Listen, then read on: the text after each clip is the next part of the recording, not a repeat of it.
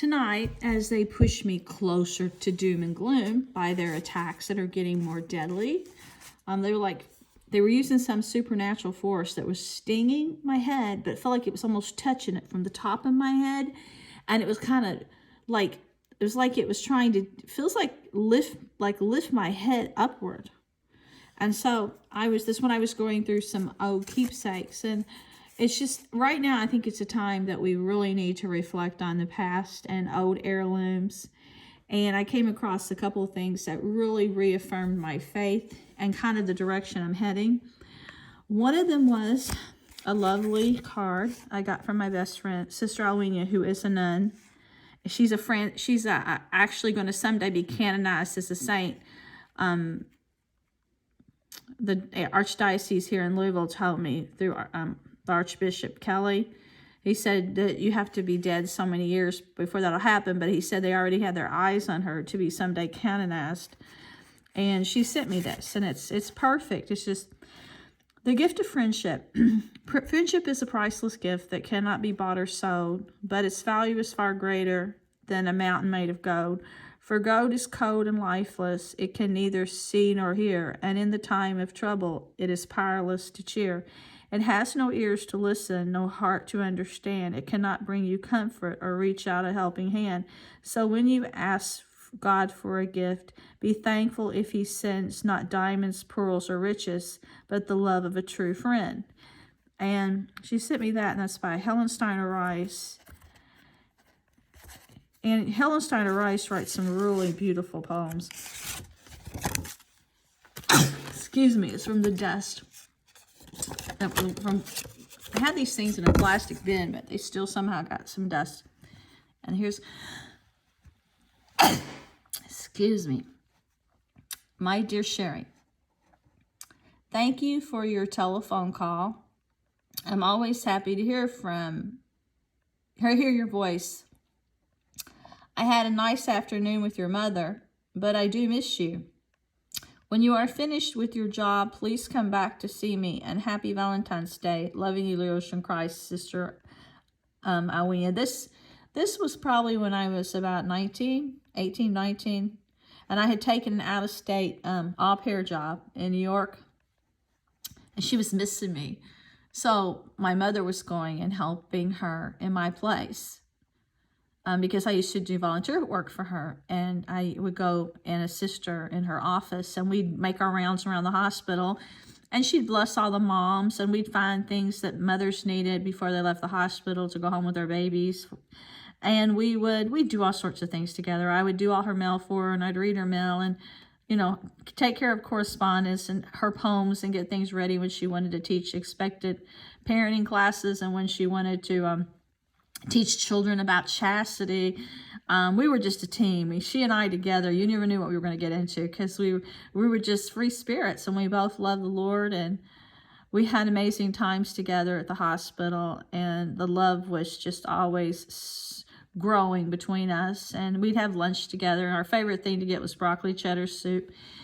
And then we'd hang around with Father Varon sometime. We'd go to St. Anthony Chapel and pray, and she came to my house for my birthday, and another time, I do believe. I think it was 2 times she came to my house. See, she had trouble getting around because of her eyesight if she left too far from there, unless it was like a church or something. But we had to get, my dogs went to her instantly, and my grandpa couldn't believe she was a nun. When he first found out a sister was coming to the house, he was going to leave. He's an old cowboy, because he didn't really understand the religion. And when she came in, she started cracking jokes to him, and he was laughing so hard. He said, she's not like any nun I've ever seen. He said, she's something very holy about her, something very special. She just melted me. And then, like I said, animals go to her. They adore her. And then I found this other card that gave me inspiration. She sent me. It was like, I think the first year, no, it was the first or second year that we were together. I met her when I was 18. I had just turned 18. And she sent this. And it says, My dear Sherry, at this birthday, you changed 2 figures from 19 to 20. Okay, this was probably a little over a year after we knew each other, because I met her at 18. Sherry, I am so happy to know you. You are a very beautiful young lady, and I know you will do much to make the world a better place. Hope your special day will be as special as you are to me. Lovingly.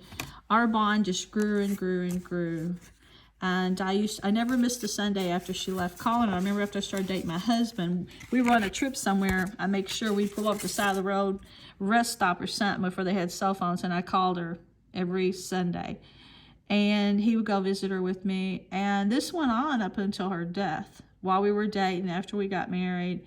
And I remember her family came in from Germany, and they needed a vehicle, and we gave them our van for a month. And when her family was so delighted that when we went to pick it up, they had brought us all these beautiful gifts, souvenirs, the scarves, and candy from Germany, and cologne from Germany. And they were so overly appreciative.